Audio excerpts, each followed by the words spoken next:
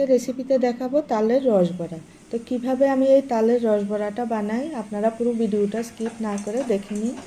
অনেকবারে তো ফুলুরি বানিয়েছি, তো আজকে রেসিপিতে তালের রসবড়াটা কিভাবে বানাই আপনারা পুরো ভিডিওটা স্কিপ না করে দেখে নিন।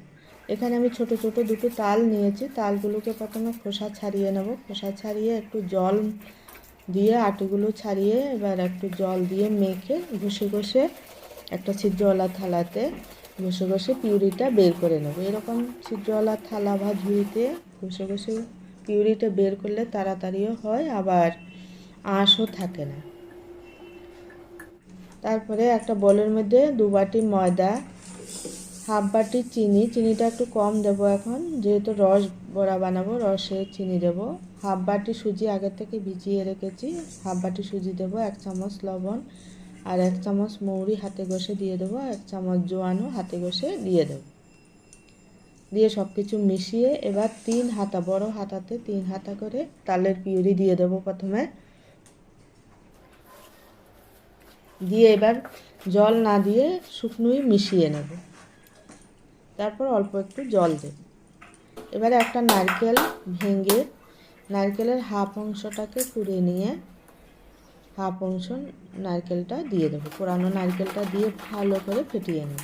তো ফেটানোটা যত ভালো হবে ফুলুরিগুলোও তত সফট হবে, ভিতরটা ফুলকো ফুলকো হবে।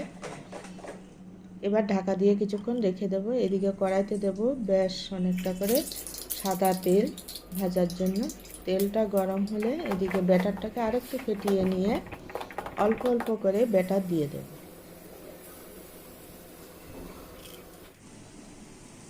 তো বন্ধুরা, এই ফুলুরি তো অনেকবার বানিয়েছেন, এইভাবে একবার বাড়িতে তালের রসবড়া বানিয়ে দেখুন, একদম দোকানের মতো দুর্দান্ত লাগে। মনে হবে যে মিষ্টির দোকানে কিনে খাওয়া হচ্ছে, এত দুর্দান্ত লাগে। তো প্রথম স্টেপটা ভাজা হয়ে গেছে, প্রথম স্টেপটা তুলে নেব। তো আর একটা স্টেপও একইভাবে ভেজে আমি তুলে নেব। আর ভিডিওটা যদি ভালো লাগে চ্যানেলটাকে অবশ্যই সাবস্ক্রাইব করবেন, লাইক করবেন, কমেন্ট করবেন আর বন্ধুদের সঙ্গে শেয়ার করবেন। আর একটা স্টেপও ভাজা হয়ে গেছে, এবারে আমি ফুলুরিগুলো তুলে নেব। তো এদিকে আমি এবার তালের রসটা বানানোর জন্য 2 বাটি জল, 2 বাটি জলে দেব 1 বাটি চিনি, দিয়ে কয়েকটা এলাচ থেতো করে চিনিটা ভালো করে মিশিয়ে নেব নেড়ে চেড়ে। তারপরে ফুটে উঠলে কিছুটা তারপরে 1 চুটকি কেশর দিয়ে দেব। কেশর দিলে রসের কালারটাও সুন্দর আসে আর একটা সুন্দর সেন্টও আসে। এবার ফুলুরিগুলোকে দিয়ে উল্টে পাল্টে কিছুক্ষণ রসের মধ্যে ডুবিয়ে রেখে দেবো। তো ফুলুরিগুলো যত বেশি ডুবানো থাকবে তত ভিতরে রস ঢুকবে আর খেতেও দুর্দান্ত লাগবে।